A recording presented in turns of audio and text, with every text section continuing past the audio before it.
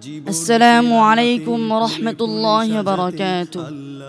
وعليكم السلام ورحمة الله وبركاته. أعوذ بالله من الشيطان الرجيم.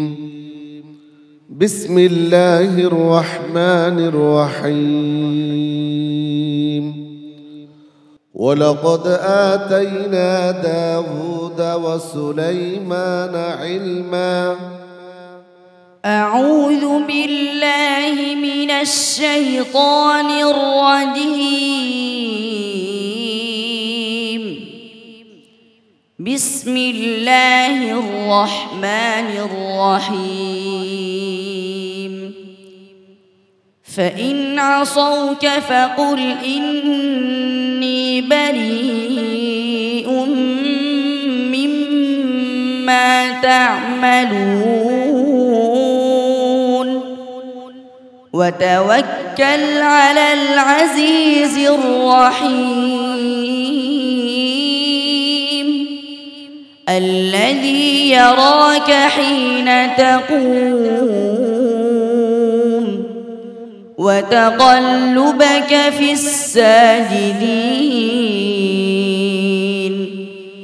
إنه هو السميع العليم.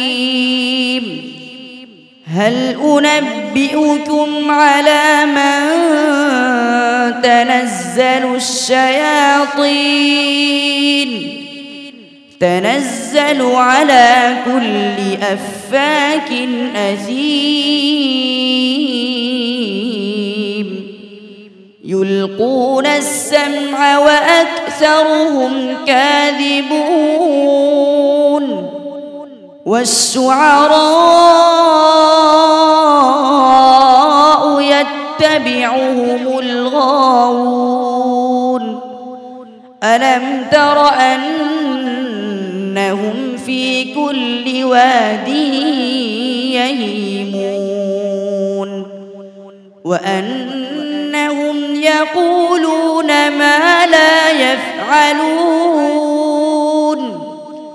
إلا الذين آمنوا وعملوا الصالحات وذكروا الله كثيرا وانتصروا من بعد ما ظلموا وسيعلم الذين ظلموا أي منقلب ينقلبون. بسم الله الرحمن الرحيم. طاسين تلك آيات القرآن وكتاب مبين هدى وبشرى للمؤمنين الذين يقيمون الصلاة ويؤتون الزكاة وهم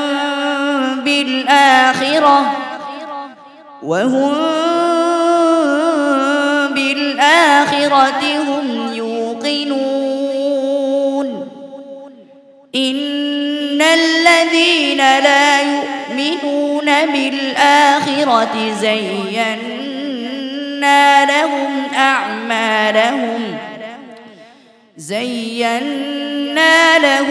أعمالهم فهم يعمهون.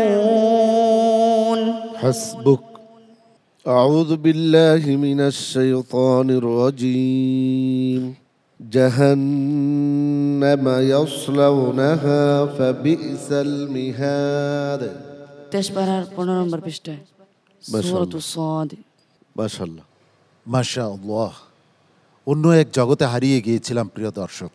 মনে হচ্ছিল আমি যেন শুনছিলাম কারি ইব্রাহিম সাহেবের কণ্ঠে পবিত্র কালামুল্লাহ শরীফের তিলাওয়াত। এটা আমার মত। সম্মানিত বিচারক হাফিজ মাওলানা আবু ইউসুফ, আপনার মত কি? যে সেই নেত্রকোনা জামালুল কোরআন মাদ্রাসার ছাত্র, আমি এর আগেও তোমার মাদ্রাসা এবং পরিচালকের প্রশংসা করছি, আজকেও প্রশংসা করছি যে প্রতি বছরই যে একটি অবদান, একটি স্থান কিন্তু তারা এই প্রতিযোগিতায় জায়গা করে নেই। সেই জন্য তোমার জন্য শুভকামনা এবং এগিয়ে যাও, দোয়া রইল। আমি বলতে পারি যে এই যে 14 বৎসর প্রতিভার সন্ধান পিএইচপি কোরআনের আলো, এটি কিন্তু সারা বিশ্বে এটা কিন্তু ছড়িয়ে গেছে। এটা কিন্তু 14 বছর আগে চিন্তা করতে পারি নাই, কল্পনাও করতে পারি নাই, কিন্তু এটি এখন বিশেষ করে রমজানের সময় এর আগের মুহূর্তে, অর্থাৎ ইফতারের আগের মুহূর্তে কিন্তু সবাই কিন্তু এটা শুনে। যারা যারা এই ধরনের প্রোগ্রামকে স্পন্সর করছেন, আলহামদুলিল্লাহ, তাদেরকে অবশ্যই তারা এই দুনিয়াতেও ফল পাবে, আখেরাতেও তারা ফল পাবে ইনশাল্লাহ। আমি এটা বিশ্বাস। এগিয়ে যাও, এবং আমি সুন্দর উপস্থাপনা যে করছে তাকে অনেক ধন্যবাদ এই সুন্দরভাবে উপস্থাপনা করার জন্য। ধন্যবাদ সকলকে। অনেক অনেক ধন্যবাদ সম্মানিত অতিথি মেয়র মহোদয়কে। আলহামদুলিল্লাহ, রহমতের বরকতের মাস তুমি তেলাওয়াত করছো, অমনিভাবে আল্লাহ রাব্বুল আলামিন যেন তোমার মতো তেলাওয়াতকারী প্রতিটি ঘরে ঘরে আল্লাহ রাব্বুল আলামিন তৈরি করে দেন, তাহলে আরও ভালো লাগবে, আরও বেশি বেশি রহমতের ভাগিদার আমরা হতে পারবো।